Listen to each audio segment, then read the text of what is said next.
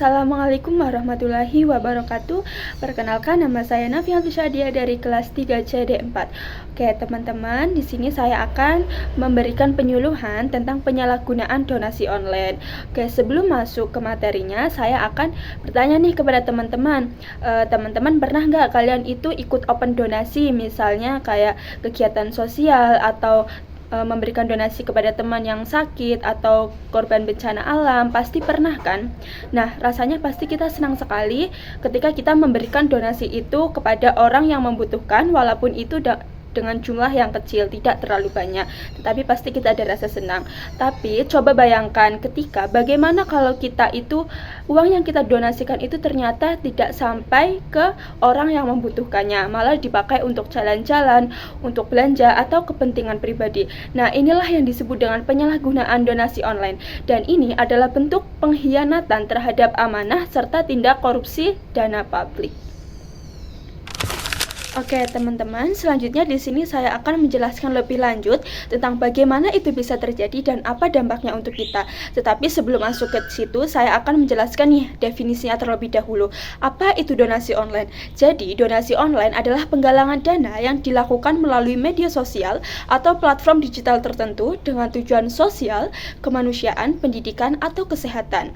Nah, apa itu penyalahgunaan donasinya? Jadi, penyalahgunaan donasi adalah ketika dana yang terkumpul itu tidak digunakan sesuai tujuan.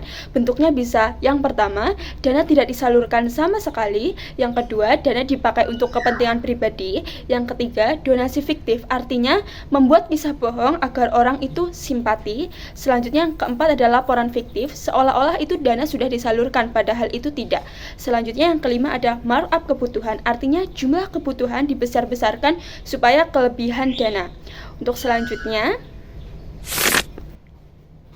selanjutnya di sini saya akan menjelaskan nih mengapa itu bisa terjadi. Jadi di sini ada beberapa alasan. Yang pertama karena kurangnya transparansi. Jadi di sini itu tidak ada laporan dan bahkan tidak ada buktinya. Yang kedua itu karena minimnya literasi digital. Jadi masyarakat itu gampang percaya postingan donasi di media sosial tanpa mengulik lebih lanjut.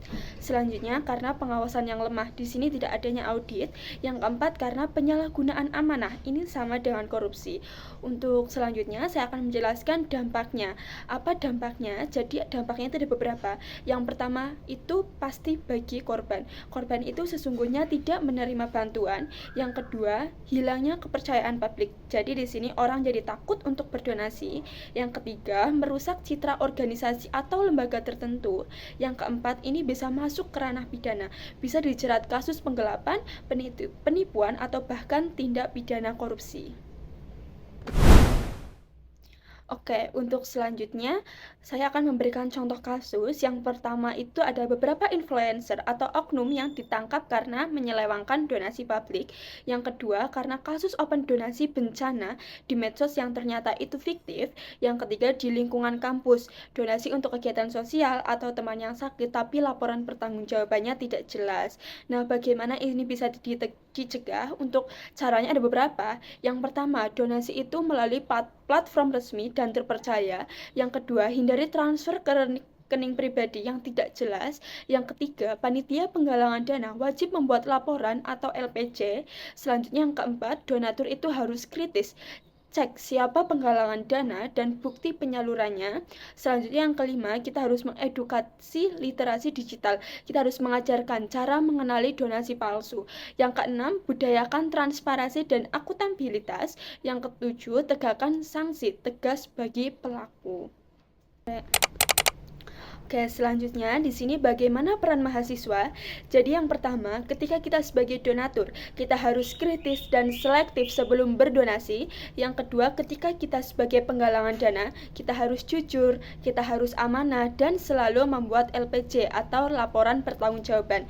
Selanjutnya, ketika kita sebagai agen perubahan, kita harus mengedukasi masyarakat agar bijak untuk berdonasi. Oke, teman-teman, jadi donasi adalah wujud kepedulian kita. Tapi ketika ada oknum yang menyalahgunakan, maka itu bukan sekedar penipuan, itu adalah bentuk korupsi dana publik. Kita harus berani berkata, stop penyalahgunaan donasi, karena setiap rupiah yang kita salurkan adalah amanah yang seharusnya sampai kepada mereka yang benar-benar membutuhkan.